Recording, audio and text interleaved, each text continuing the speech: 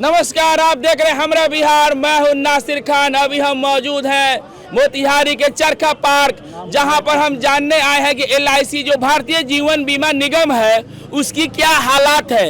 क्या जीवन बीमा की आर्थिक स्थिति मजबूत है कि कमजोर है? जी बताइए, क्या नाम हुआ आपका? मेरा नाम विनय कृष्ण है जी। और भारतीय जीवन बीमा की आर्थिक स्थिति जो है ना पूर्व में कमज़ोर थी ना भविष्य में कमज़ोर होगा। जी जी 1956 में जी भारत में LIC का स्थापना हुआ जी और 1956 से लेकर आज तक जी LIC जो भारत सरकार का एक उपकरण है, ये हमेशा अग्रसर रहा है। जी।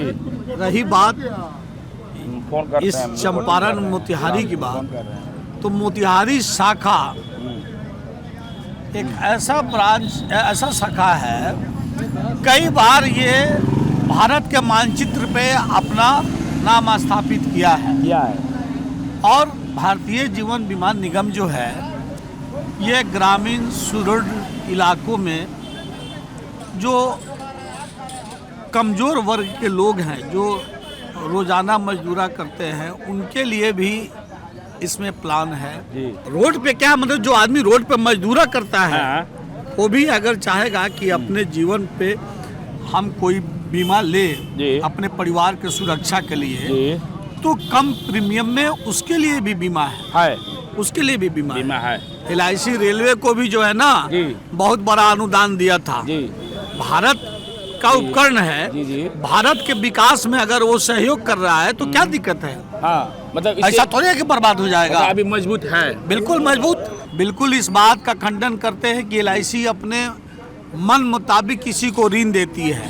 नहीं, मेरे यहाँ जो ऋण का प्रावधान है वो कोई भी आदमी अपने पॉलिसी पे लोन ले सकता है आवश्यकता अनुसार। ऐसा मनमानी नहीं है LIC में। क्या लगता है भारतीय जीवन बीमा जो निगम है, सरकार का नवरत्न कंपनी है, वो मजबूत स्थिति में लग रहा है आपको?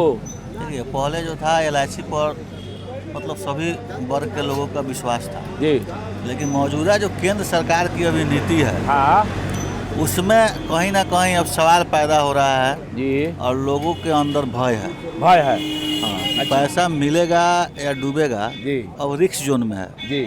पहले था कि आदमी निश्चित था, कोई भी व्यक्ति हो आम से खास तक, ये चलो LIC ही सबसे सुरक्षित है और इसमें अगर हम पैसा दे रहे हैं या लगा रहे हैं, इन्वेस्ट कर रहे हैं, तो जो टर्म एंड कंडीशन है जो LIC का, तो वो हमको इतने समय बाद निश्चित ही मिलेगा।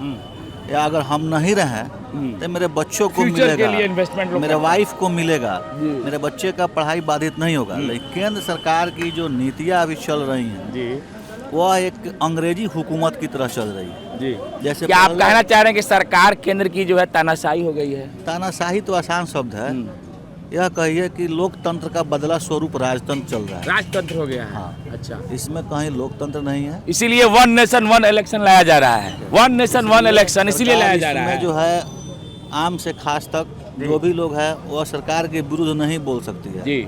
अगर बोलते हैं तो उन पर FIR की जाती है जी, कार्रवाई की जाती है, प्रताड़ित किया जाता है ताकि लोग अपनी आवाज़ को रख नहीं सकें जी। हर सेक्टर को उठा के देखिए आप, LIC हो या स्वास्थ्य हो, एक नज़र से तिजोरी पर, लोगों के तिजोरी पर सरकार का नज़र है। अब देख रही है कि भाई LIC में इतना लोग इन्वेस्ट कर रहा है पैसा, नहीं तो LIC से ही लोगों को लोन दिवा रहे हैं ताकि लोग उस लोन के चक्कर में अपना क्या LIC गंवा दें या लोन के मार से चुप रहे।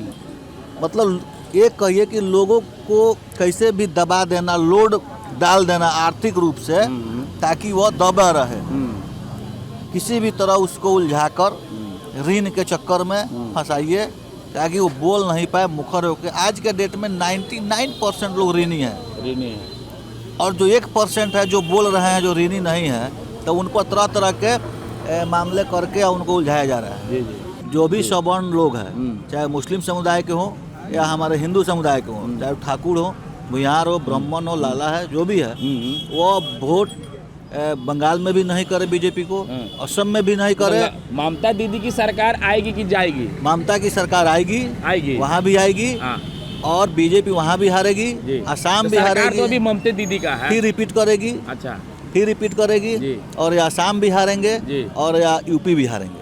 यूपी में योगी बाबा आएंगे कि जाएंगे? नहीं, देखिए यूपी में योगी जी का व्यक्तिगत सब चीज अच्छा है, बेहतर है, कार्यकलाप भी ठीक है, लेकिन जिस पार्टी का जो अभी जो नियम जो चल रहा है वो उनसे उनको हानि है।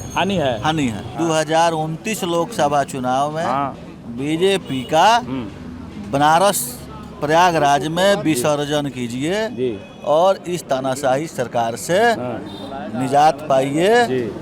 सब लोग पीड़ित है, हर वर्ग पीड़ित है, आपस में लड़ाने का ही काम कर रही है, और जनता का पैसा कहाँ है उसको किस प्रकार से लेकर और बड़े बड़े उद्योगपति को दे दिया जाए, सरकार का एक सूत्री यही काम है। और जितने भी वेंडर हो रहे हैं बड़े बड़े दुकानों में या पंचायतों में, चाहे वो सोलर लाइट का वेंडर हो, वो सब पटना से ही रूल हो रहा है, कोई दिल्ली से डायरेक्ट पटना से हो रहा है। करोड़ों का उसमें स्कैम है, दवा में स्कैम चल रहा है, उसमें मतलब हर चीज आने के पहले उसमें स्कैम का जगह बनाया जा रहा है। पत्र विभाग को 10 लिख दिए हैं, लेकिन विभाग आदेश नहीं दे रहा है। वह एक पत्र खाना पूर्ति है, दिखाने के लिए हम पत्र दे रहे हैं, लेकिन मंत्री जी ही नहीं कर रहे हैं, विभाग ही नहीं कर रहे हैं, तो सब साठगांठ है, सबका उस पर सिस्टम बंधा हुआ है। 1 से 2 करोड़ रुपए आ रहा है, अगर ऑक्सीजन प्लांट बन जाएगा तो चूना लग जाएगा। दूसरा चीज है जो पीएचसी के डॉक्टर की प्रतिनियुक्ति मोतिहारी में हुई है, मोतिहारी प्रखंड का, और वह शहर से लेके ग्रामीण तक के पूरे नर्सिंग होम का अल्ट्रासाउंड का जांच करता है कि मानक के अनुसार कौन चल रहा है कौन नहीं चल रहा है, लेकिन वह जांच के नाम पर उगाही करता है। बताइए ना, कोई को जांच घर का अपना लाइसेंस है, कोई को जांच करने वाला स्टाफ कोर्स किया है, बिना लाइसेंस का सब चल रहा है, सब अधिकांश चल रहा है। जांच घर जितना है, अल्ट्रासोनोग्राफी पूरा नहीं, बिना कागज का चल रहा है, बिना कागज का सब नहीं चल रहा, उसमें कुछ है जो चल रहा है, लेकिन अधिकांश जो है जितने प्राइवेट हॉस्पिटल है वो लोग कागज लिया है कि नहीं लिया, अधिकांश जो है जो विभाग का मानक है उसका पालन नहीं हो रहा है। और जो है जांच के नाम पर जो डॉक्टर की जिम्मेवारी मिली है, जो मोतिहारी से पीएचसी के प्रतिनियुक्त डॉक्टर जिनको मोतिहारी और ग्रामीण की जिम्मेवारी मिली है, शहरी क्षेत्र का टोटल डॉक्टर का, नर्सिंग होम का जांच करना, जांच घर का अल्ट्रासाउंड का जांच करना, वो जाते हैं, उनका महीना 100 पर फिक्स है, बस जाना है और महीना बांधे हुए घूम के आ जाना है। यह एक स्कैम है। तो इसी प्रकार हर क्षेत्र में है, कितना मामला उठा। अभी आपको मन में होता है कि ये जितना करप्शन है, हम भी सुभाष चंद्र बोस बने, भगत सिंह बने, ऐसा फील करते हैं कभी? मामले हैं, बन सकते हैं, मामले उठा भी सकते हैं, लेकिन आप ही के आस पास रहने वाले लोग कहेंगे बहुत काबिल आदमी है, बहुत होनहार हैं। अच्छा। एक यही है शहर में जो ऐसा कर सकते हैं, बाकी लोग कहाँ है? तो यहाँ पे सुभाष चंद्र बोस सबको बनना है, लेकिन दूसरे के घर का बच्चा बने, पड़ोसी के घर में बने, हमारे घर में नहीं बने, पड़ोसी के घर में बने। अगर आप उठाते हैं तो लोग कहेगा, जब चलाइएगा ना आप, लोग कहेगा अच्छा बहुत काबिल पत्रकार बना चाहिए, नहीं बहुत काबिल नागरिक जागरूक बन रहा है। अच्छा। क्योंकि उसको बॉटलिंग उसका पेशा है, उसका काम है बॉटलिंग करके अपना घर चला लेना। वो बॉटलर है, मतलब हर आदमी जो है ना। अब यहाँ देखते हैं, एक डॉक्टर को दिखाना होगा तो बोर्ड लोग नहीं कहेगा जब मेरा 500 फीस लीजिए और हमारा ठीक से इलाज कीजिए, नहीं वो चाहेगा डॉक्टर साहब को 3 बार गोड़ छू ले, डॉक्टर फीसवा माफ कर दे, भले जांचवा में धोके 100 के जगह 500 ले ले, रगड़ दे। डॉक्टर साहब हमको चिन्ह रहे हैं, यही हमारे लिए गर्व की बात है। यही मेन यहाँ का सिस्टम चल रहा है, बन गया। और हमारी बातों से बहुत लोग की नाराजगी होगी। सरकारी डॉक्टर लोग बन गया प्राइवेट डॉक्टर, तो हमारी बातों से बहुत लोग की नाराजगी होगी, कमा रहा है लोग ना, तो हमारी बातों से बहुत लोग की नाराजगी भी होगी। कोई फर्क नहीं पड़ता है, हम लोग गाँव के लोग हैं, किसान हैं। कहाँ से हैं आप? कहाँ से हैं?